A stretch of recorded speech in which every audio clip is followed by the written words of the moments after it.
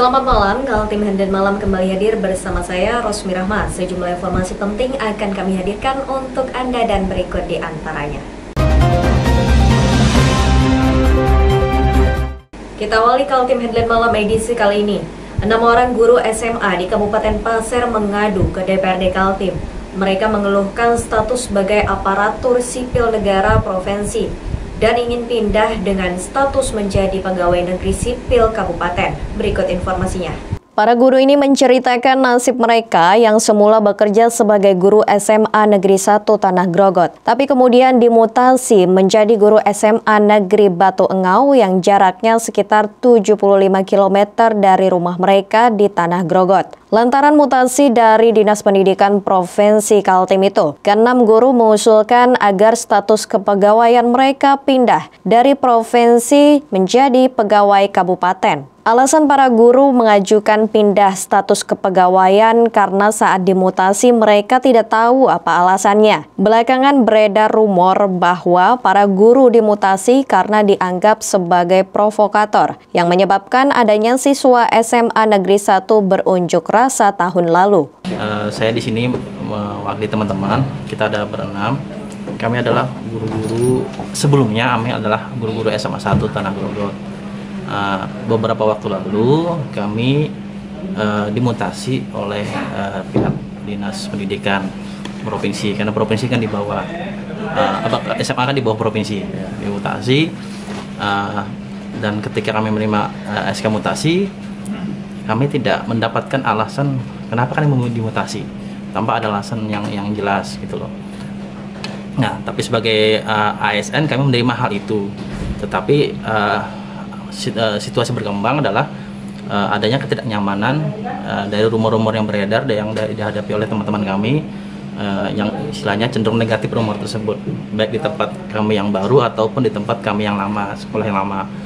Kemudian kami berinisiatif ingin mutasi atau pindah ke daerah Kabupaten Pasir. Jadi yang semula di bawah provinsi, kami ingin mutasi ke daerah kembali ke kabupaten. Usulan pindah kepegawaian diterima oleh Dinas Pendidikan Kabupaten Pasir, tapi mereka terhambat saat mengusulkan ke Dinas Provinsi Kaltim. Lantaran itu mereka mengadukan nasib mereka ke DPRD Kaltim. Ketika proses mutasi itu di Pasir kami alhamdulillah diterima dengan baik, tetapi ketika dari provinsi itu tidak mau melepas atau sedikit mempersulit kami lah gitu. Artinya kami coba menghadap kepala sekolah kami melempar ke dinas provinsi.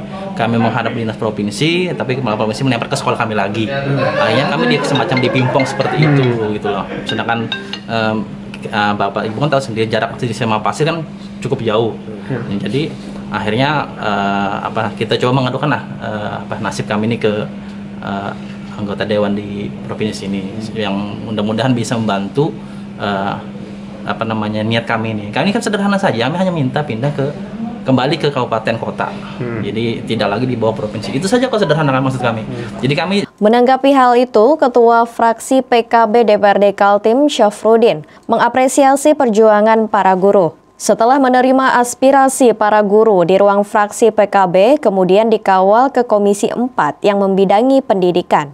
Pertama, saya sangat mengapresiasi kedatangan dan kehadiran teman-teman Bapak Ibu guru dari Kabupaten Pasir yang mengeluhkan tentang ada tindakan yang sewenang-wenang dan diskriminasi yang dilakukan oleh kepala sekolah dan kepala dinas cabang Pasir.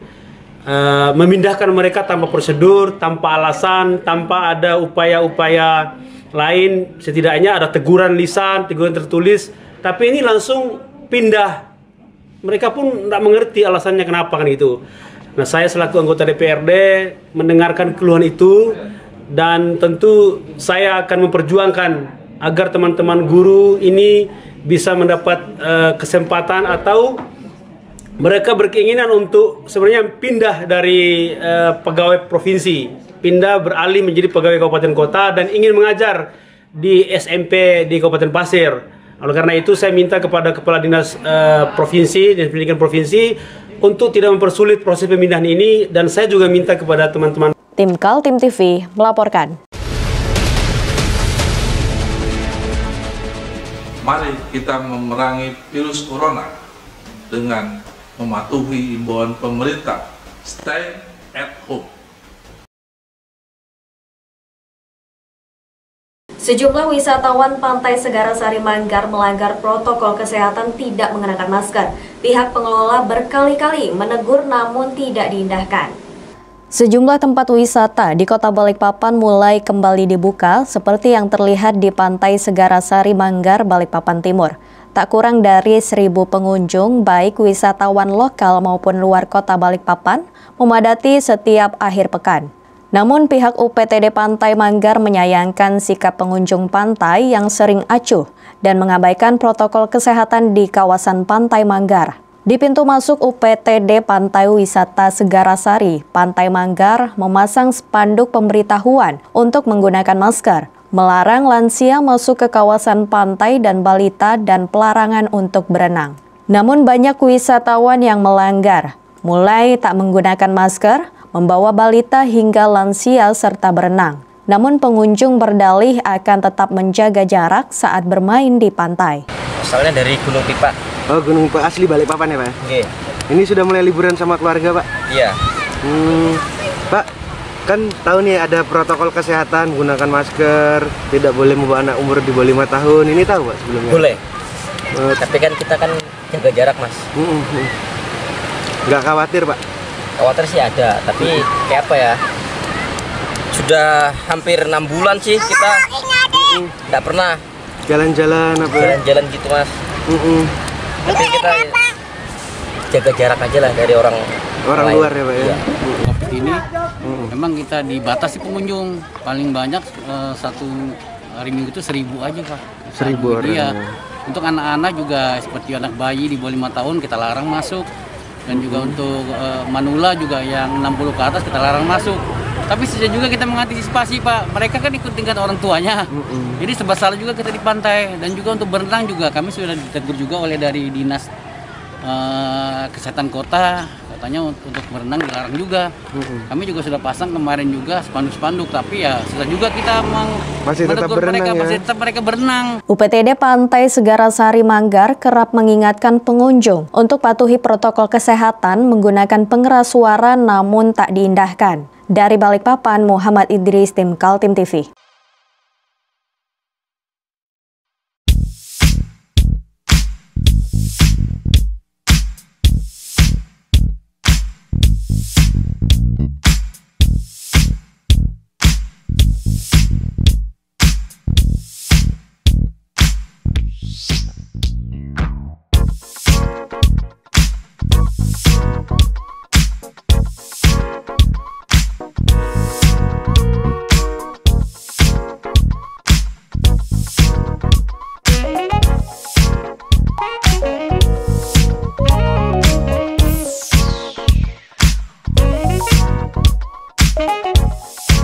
Teka-teki siapa bakal diusulkan oleh DPD Partai Gerindra mengisi suara Wakil Ketua DPRD akhirnya terjawab.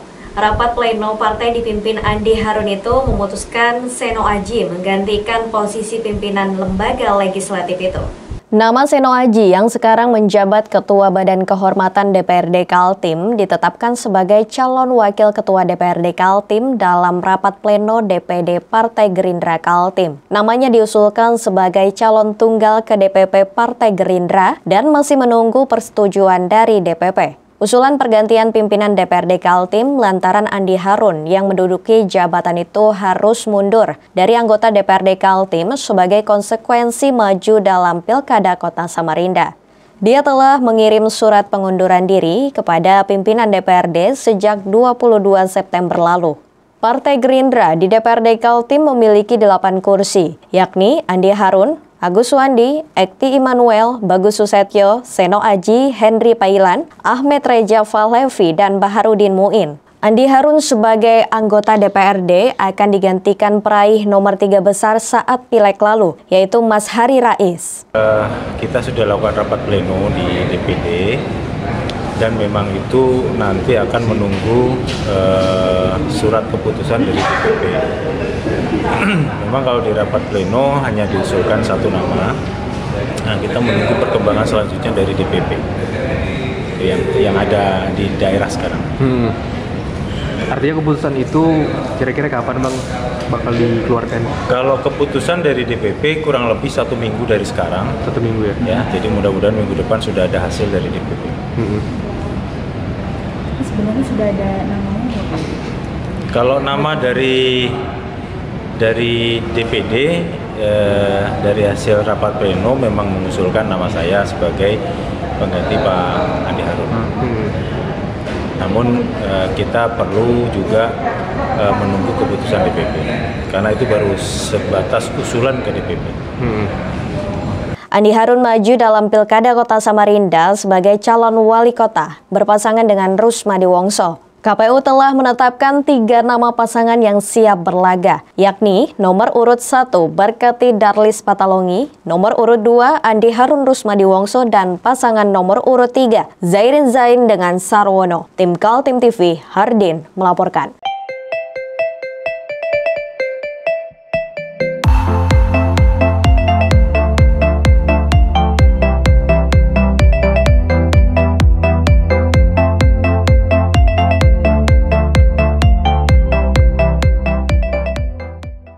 Jelang akhir September, situasi Kota Samarinda belum berubah dari status zona merah. Wali Kota Syahri Jaang telah meminta kepada aparat penegak hukum, termasuk Satpol PP, untuk bertindak tegas terhadap warga yang melanggar peraturan Wali Kota nomor 43 yang mewajibkan memakai masker dan larangan berkumpul. Berikut informasinya.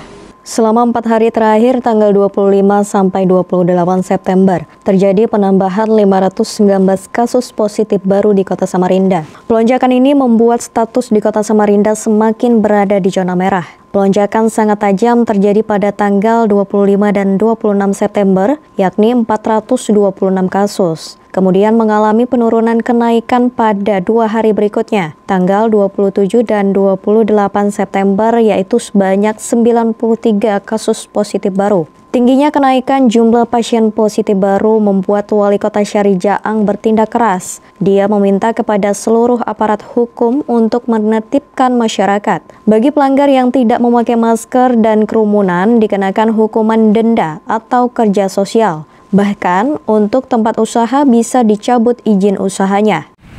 Oleh sebab itu Pak Dandim, bahwa Kapolres dan seluruh peserta apel yang terdiri dari TNI, Polri, Satpol PP, dan seluruh staf, kita tidak ada lagi sosialisasi, kita tidak ada lagi himbauan. Mulai hari ini yang kita lakukan adalah tindakan untuk melaksanakan sanksi yang telah ditegaskan, dirumuskan di dalam Perwali. Langkah tegas Wali Kota Samarinda diapresiasi anggota Komisi 4 DPRD Kaltim, Puji Setiawati. Anggota DPRD Kaltim yang juga istri Wali Kota Syahri Jaang ini mengatakan kondisi di Samarinda harus dilakukan penertiban masyarakat yang ketat. Menurut Puji Setiawati, Wali Kota Samarinda pernah menempuh kebijakan pelonggaran dari physical distancing karena jumlah yang tertular dalam perawatan tersisa hanya beberapa orang. Tapi saat ditempuh pelonggaran yang terjadi adalah pelonjakan penularan yang sangat besar hingga sekarang. Bagaimana tingkat kepatuhan masyarakat? Pada awal kan kita sempat Wali Kota sudah mulai membuka ya, tempat olahraga boleh dilakukan, bahkan kami juga beberapa kali mengunjungi beberapa lokus-lokus usaha agar masyarakat kembali bangkit, karena ekonomi adalah salah satu yang kita tunggu-tunggu dalam rangka memulihkan ekonomi kerakyatan, khususnya UMKM. Kita bersepeda di beberapa lokus, di Nasi Kuning kita berhenti makan dan sebagainya, tetap dengan protokol kesehatan. Ternyata begitu dilonggarkan sedikit, keenakan ya. Masyarakat Samarinda seperti itu, ya kan? Nah, oleh karena itu Wali Kota juga tidak gegabah, kan gitu. Setelah melihat kondisi ternyata tidak menguntungkan, bertemu lagi SKPD ada, dikaji kembali, kan gitu. Dari Dinas Kesehatan memberi masukan seperti apa, Dinas Pendidikan seperti apa, dari kepolisian dan sebagainya. Maka keluarlah Perwali yang pertama. Buntut dari pelonjakan jumlah pasien positif di Kota Samarinda, masyarakat juga ada yang memproteksi lingkungannya. seperti dilakukan di perumahan Telkom Sungai Keledang, Samarinda seberang. Hanya membolehkan warga yang tinggal di situ memasuki kawasan. Tim Kaltim TV, Hardin, melaporkan.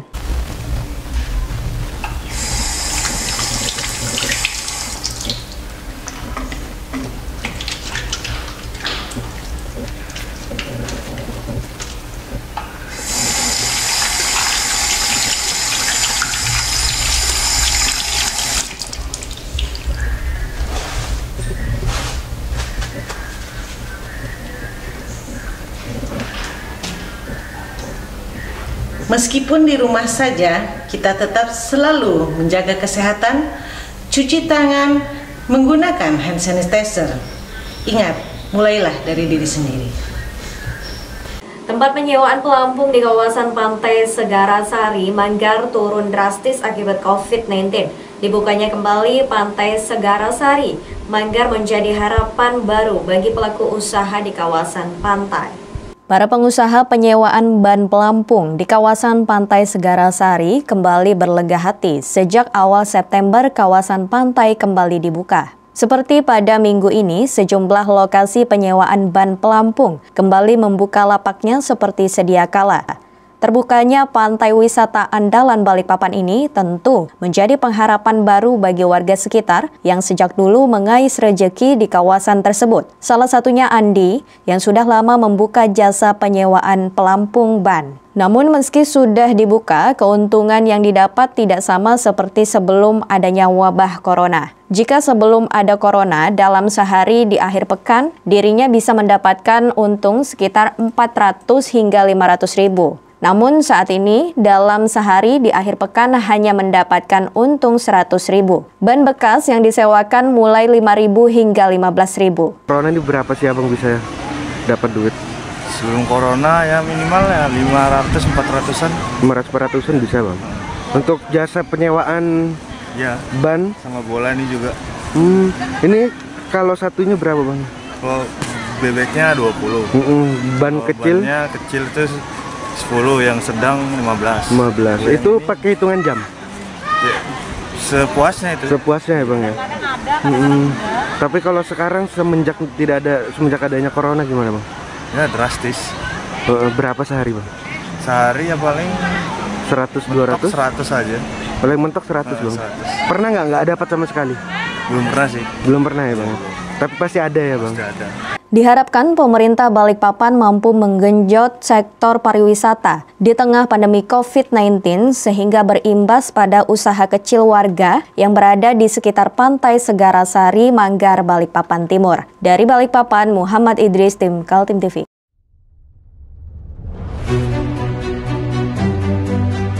Untuk hari ini kita ada kegiatan untuk membungkus sembako untuk dibagikan ke masyarakat yang membutuhkan karena COVID-19 ini. Semoga kita sukses semua. Amin. Harus kerjasama yang bagus. Pancasila! Amin. Pancasila! Amin. Pancasila! Amin. Merdeka! Merdeka!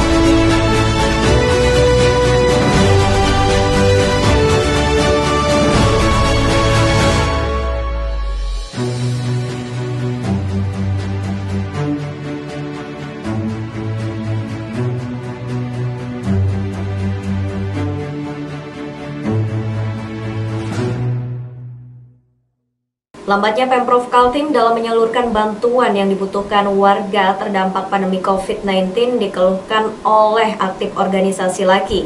Lembaga Anti Korupsi Indonesia Korda Kaltim, menurut Ketua Komisi 4 DPRD Kaltim bukan hanya lambat, tapi menunjukkan lemahnya manajemen kependudukan di benua etam. Inilah respon Ketua Komisi 4 DPD Kaltim, Rusman Yakub, atas keluhan yang disampaikan oleh aktivis organisasi Laki pekan lalu. Melalui Sekretaris Laki Ramadan Ilham, lembaga ini menyoroti kinerja Pemprov Kaltim yang lambat dalam menyalurkan bantuan sosial. Laporan yang diterima Laki untuk Kota Samarinda, bantuan dari APBD Kaltim untuk Kota Samarinda saja baru 10%. Padahal bantuan sosial kepada masyarakat sangat dibutuhkan sebagai stimulus agar perekonomian tidak terpuruk terlalu jauh. Lambat, jujur saja memang sangat lambat. Lambat tetapi ada permakluman yang kita ini, karena ternyata ini kan contoh.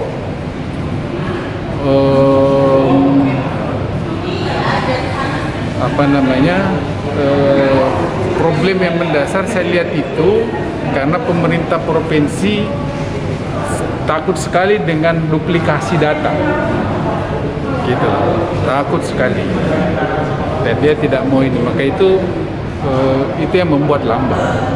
Sementara kita tidak bisa sampai hari ini, ternyata kita tidak bisa mengharap yang namanya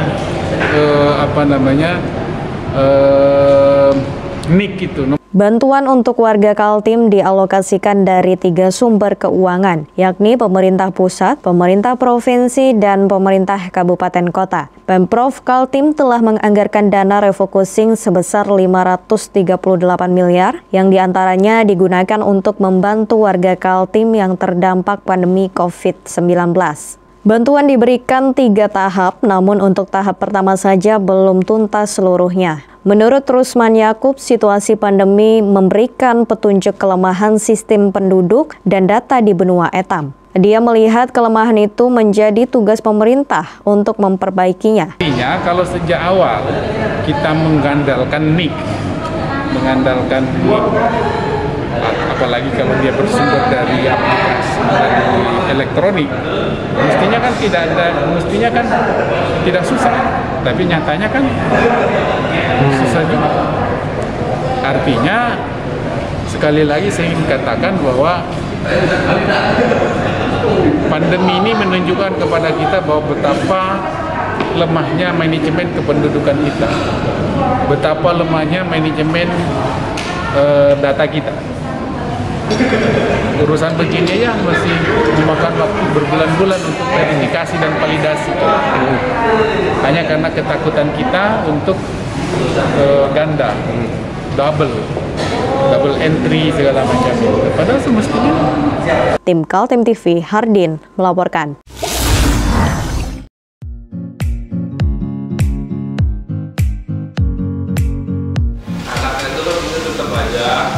Cara mudah beriklan digital di Kaltim TV.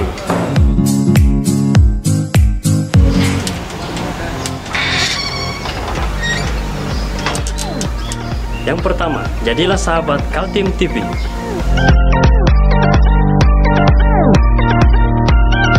Dengan Rp1 juta, para sahabat mendapat 20 kali tayang di slot berita kamu.